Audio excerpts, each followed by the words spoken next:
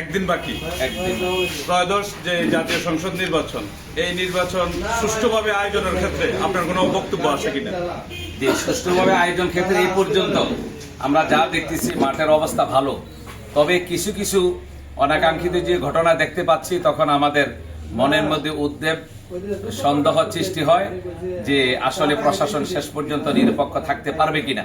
আমরা প্রশাসনের প্রতি অবশ্য আস্থাশীল, আমাদের নির্বাচন কমিশনার সহ আস্থাশীল। তারা কোনোভাবেই যাতে কোনো দিকে ডাইভার্ট না হয়, কোনোভাবেই যাতে তারা একমুখী না হয়।